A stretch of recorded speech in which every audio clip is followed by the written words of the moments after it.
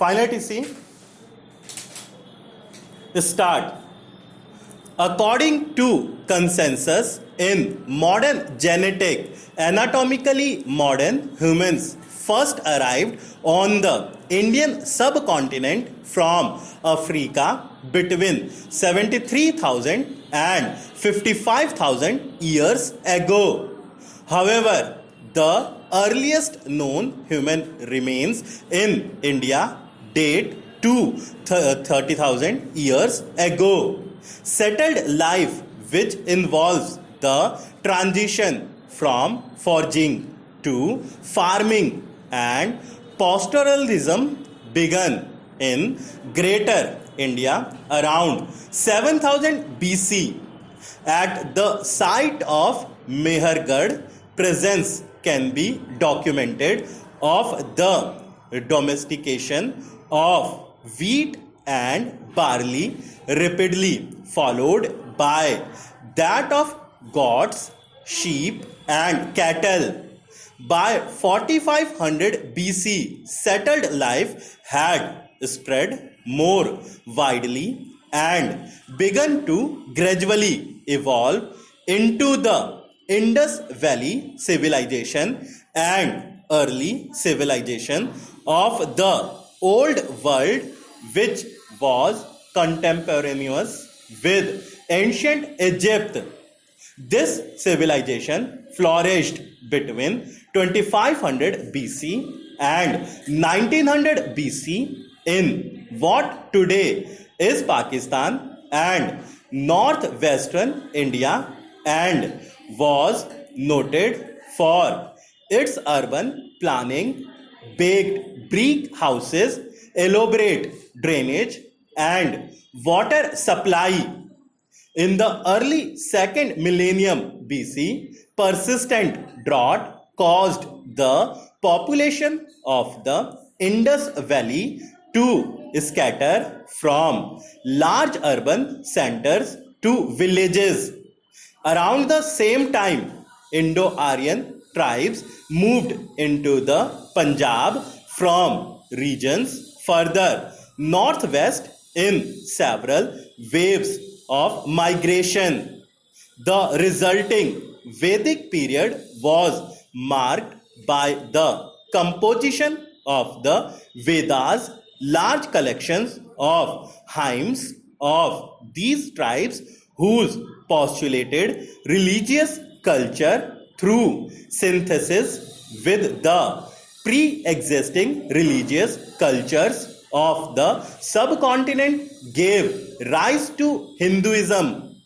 The concept of Varna, a social grouping system which divided people into different groups based on their occupations and abilities, such as priests, warriors, merchants, and tradesmen, was created during this time.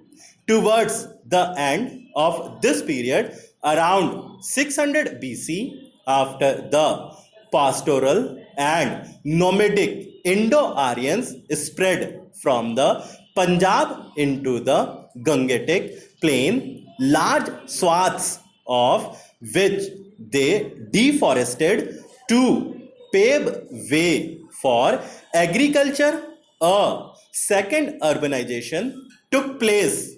The small Indo-Aryan Janpads were consolidated into larger states or Mahajanpads. The urbanization was accompanied by the rise of new ascetic movements in Greater Magad, including Jainism and Buddhism. These movements gave rise to new religious concepts which opposed the growing influence of Brahmanism and the primacy of rituals presided by the Brahman priests that had come to be associated with Vedic religion. Most of the Indian subcontinent was conquered by the Maurya Empire during the 4th and 3rd centuries BC.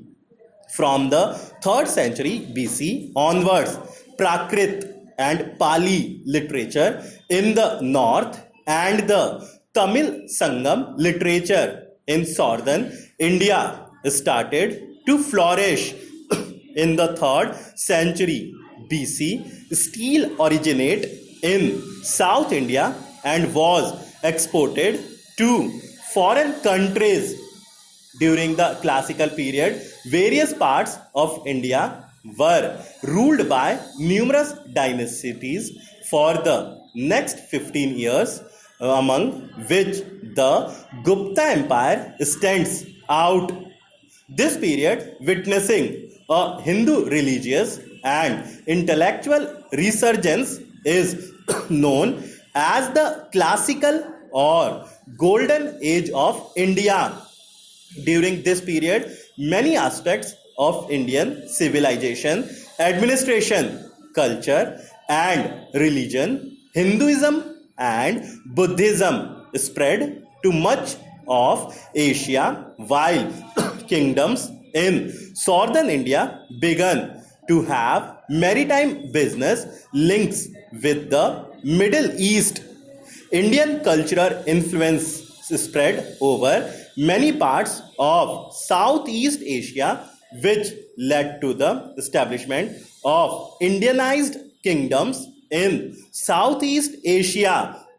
Islamic conquests made limited inroads into modern Afghanistan and Sindh as early as the 8th century, followed by the invasions of Mahmud Ghazni.